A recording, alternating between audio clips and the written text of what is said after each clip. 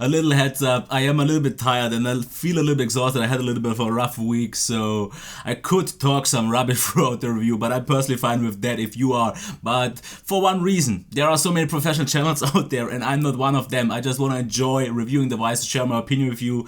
So today will be one of the more lean back reviews. Actually, of which device? The Alcatel Idol 4S. And I think it's one of the best examples why you don't need a flagship for a flagship experience. What I mean by that we will see throughout the whole review. We have glass on the back and, to no surprise, glass on the front.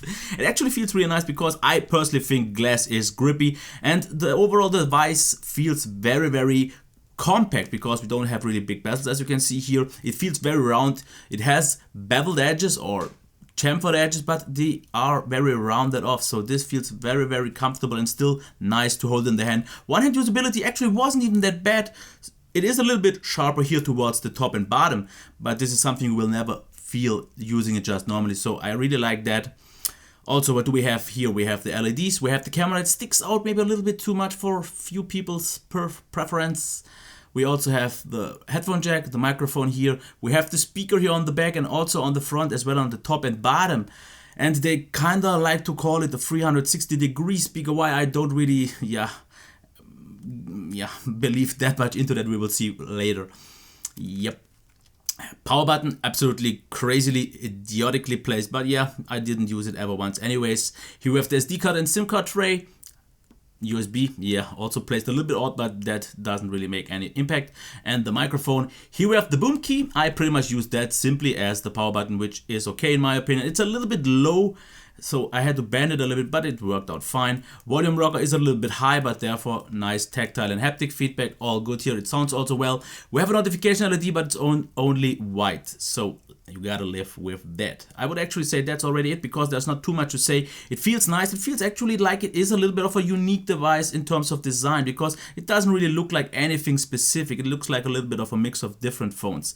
So that's why I want to just go into the display. I really like that because it's a 5.5-inch QHD AMOLED display. This means perfect blacks, amazing contrast, therefore maybe not perfect white because what I noticed it is a little bit warmer than, for example, the S7, but in normal use it didn't actually feel like that. I thought it was actually colder. There is a setting here in the options if we go into that, where if we go to display we actually have a screen mode, so you could also use the natural mode if you prefer more natural colors, but I prefer the vivid mode. There's also an option to go to warm and cold, but I actually think what it does is not proper what it should be because it seems like it would put a cold filter or a warm filter on it and not really change the color balance, so keep that in mind. If you use it normally everything is fine, and if you see some screen flickering, don't worry about that. That is just an AMOLED thing that has a problem with the sync of the camera.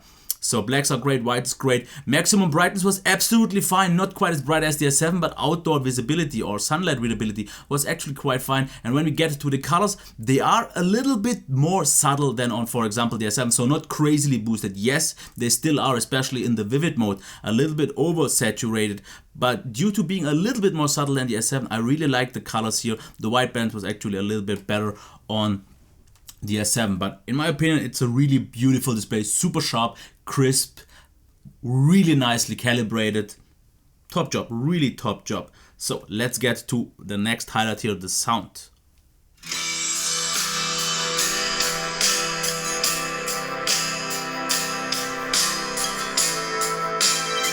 And just real one thing, I will just block the front of the device, then you will see that we don't get the same sound on the back, just so you know that it's not really a 360-degree speaker.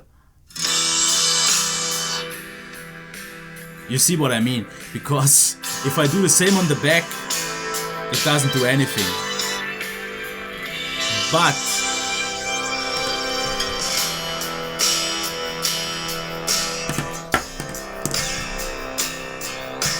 if you have it on the table, then yes, because if you put it face down towards the table, then it actually sounds almost even better, but with a little bit more highs towards the back. That is a little bit of an odd thing. So if you want to use it on the desk, use it still face up because it will sound better. And how does it actually sound? I have to say magnificent. It sounds exceptionally great because it's not just more than loud than one of the loudest speakers that I've heard. It also is very, very nicely balanced because we have a nice amount of really rich bass, nice mids and super clear highs. So this is one, if not maybe the best speaker I've heard, and can easily match the Nexus 6P or maybe even trump it because of the better clarity of the sound. And also one thing that, thanks Alcatel, you put some effort into the headphone jack because it is noticeably louder than most of the phones out there. Not quite there where the HTC 10 is, but actually really close.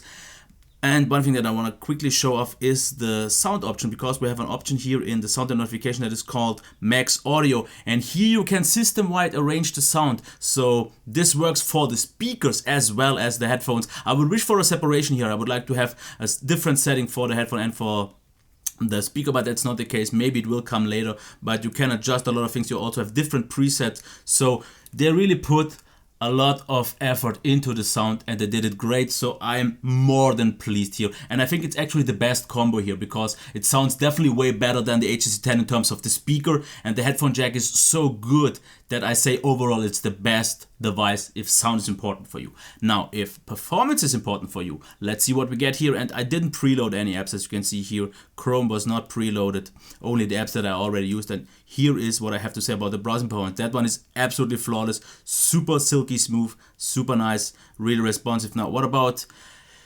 Phoenix? As you can see here, absolutely nice as well, absolutely smooth, pretty much no lag at all. And there was one person that said in my 24 hours video, I said that it performs super smooth and super nice. And then in my Q&A I said it actually, I would wish for a little bit lag, but I have to say one thing. This is what I've noticed, because the screen is so responsive that if I scroll like this, sometimes it picks up every motion exactly the way I make it. And then for me it felt a little bit laggy, but if I just do it like this or try, it will perform always very, very buttery smooth. So it's more to the movement of the hand that it could make it feel a little bit laggy, but overall it is almost on the level of an LG G5 or maybe Huawei P9 or something like that. Really close, really great. So the Snapdragon 652 really performs really well, and with 3 GB of RAM, the multitasking was also really nice. So it's a very lean system and didn't really have to reload at all. So that's where I'm very pleased. The overall performance is absolutely great, also the heat, but when we actually talk about the gaming performance,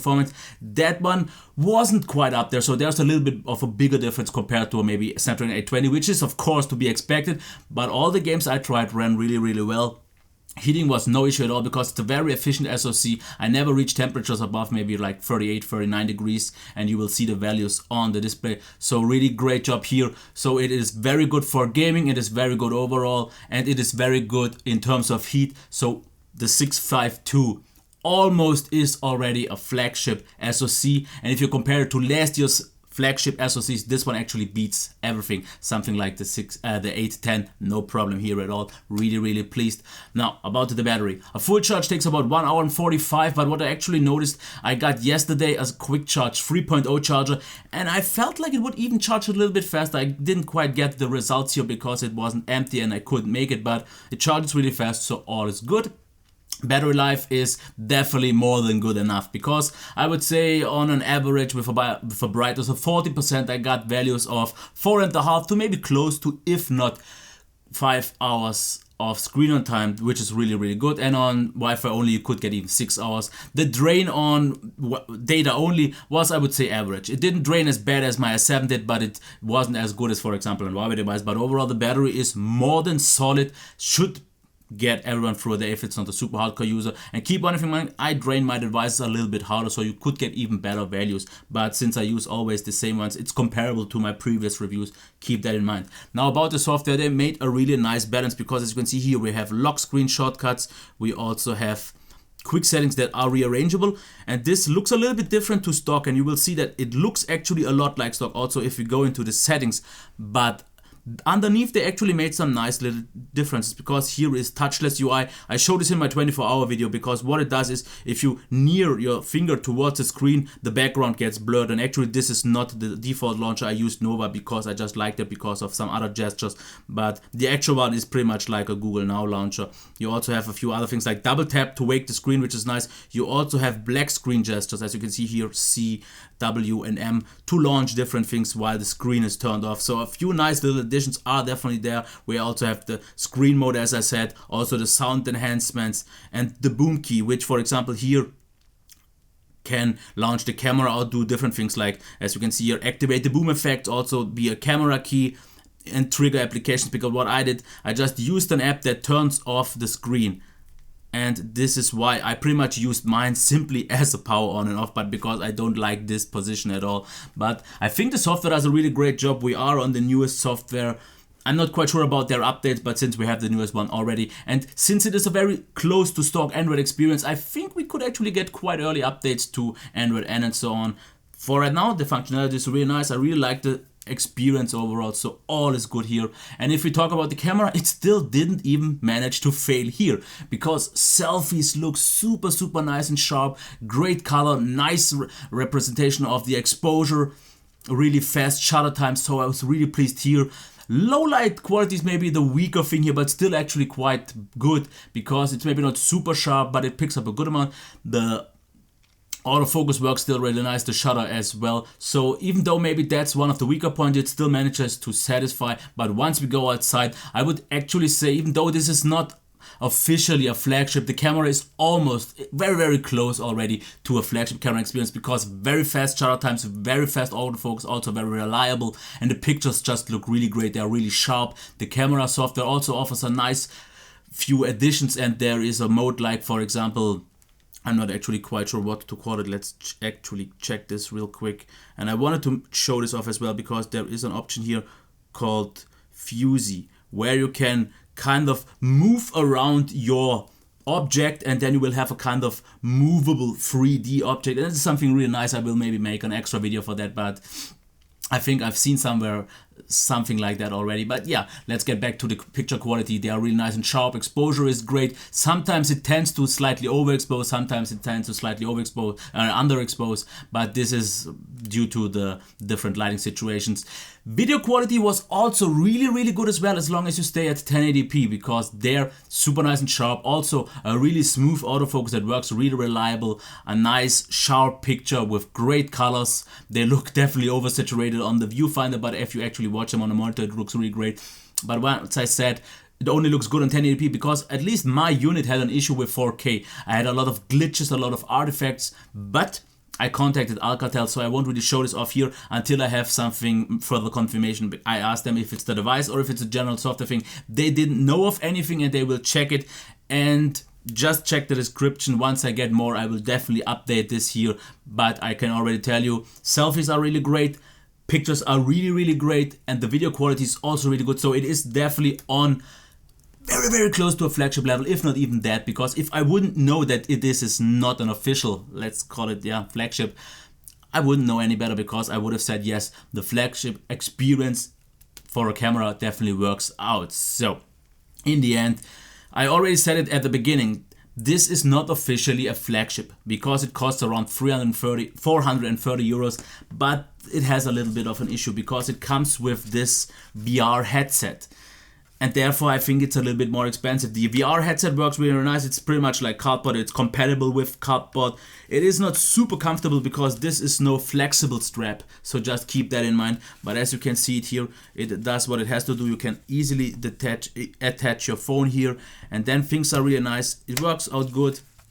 Personally, I can't really talk about that much of the experience, because VR in general, or also 3D in general, just doesn't work for me. I always see things double. That was a thing that I had for years and years, so my eyesight just doesn't work with it. But I definitely get the experience, and I think it's really nice. But I wouldn't really want to pay extra for that. So they definitely should have made it an optional thing, and maybe make the device like 50 bucks cheaper, make it below 400, and then it could compete with something like the OnePlus 3 or with the X and 7 a lot better, because a lot of people will just think this just has the Snapdragon 652 and therefore just doesn't have the flagship SoC. But If, for example, especially multimedia consumption is a priority of you, this is a legit flagship because it has a beautiful, very high-res, very well calibrated display. It has pretty much the best overall sound balance for the headphone and the speaker, so they did a great job here. The performance is super close to a flagship, and in normal use there is pretty much no distinctionable difference, and if you are just a casual user and just want to have a great multimedia experience, you won't really notice the difference. The RAM was also very great, battery life was way than solid, and since it's an AMOLED display, it's very efficient for video playback as well. Camera is also great, so why shouldn't it just be a flagship? Because people just like to call something out to being a flagship because of the price or of the SoC. So if you just don't mind that this is in some way a flagship, has it any flaws? If I would have to pick something, let me think. No, not really. Of course, I would wish, like I said already, wish the headset to be an optional thing so I could save some money, because for example someone like me who can't even use it because of his eyesight, I would definitely wish to save 50 bucks and I can resell it, because everyone who has this phone, since it only works with this one, has already one and you can't really sell it. So keep that in mind. If you have any questions, leave them down below. If you have anything to say, all I can say is I'm really impressed. I really liked it, and I've used it for longer than I usually use my review devices because I really like the experience so much. It is a great phone. It's definitely well worth the price, and if it maybe even drops lower than 400, it could get a stronger competitor against the very well received in reviews OnePlus 3. But there is hard competition with the OnePlus 3 and also the Axon 7. I think these are the two main ones to be mentioned here. So it has a similar issue than the Moto G4 has. It's a super solid device with a really great value, but these days the competition is just too strong. But it has, for example, advantages over the OnePlus 3 in terms of the display, which is, I'm pretty confident of better. The sound is better, performance maybe not quite that much, and the camera I will assume that is definitely on par. So yeah, I don't really want to drag this too much further anymore. And considering I was a little bit tired and I was a little bit wasted in my head, this went actually quite good. So I hope you liked to give it a thumbs up. So subbed up and wrap. Until next time, bye.